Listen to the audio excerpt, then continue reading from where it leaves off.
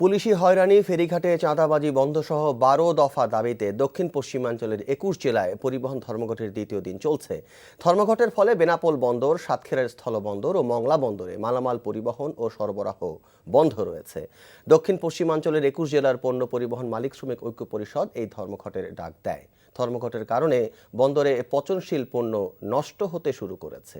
পণ্য পরিবহন মালিক শ্রমিক ঐক্য পরিষদের মহাসচিব আব্দুল রহিম বক্স জানান, এ বিষয়ে দুপুরে মন্ত্রণালয়ে স্বরাষ্ট্রমন্ত্রী, নৌ পরিবহন মন্ত্রীর সাথে বৈঠকে বসেছেন শ্রমিক মালিক পরিষদ নেতারা। বৈঠকে দাবি মেনে নেওয়া হলেই ধর্মঘট প্রত্যাহার করা হবে।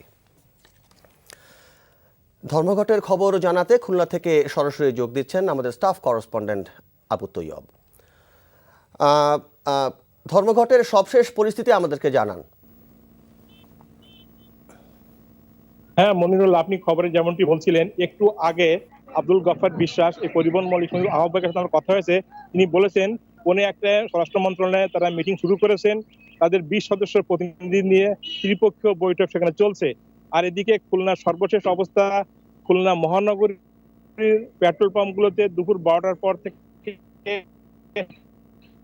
অকটেন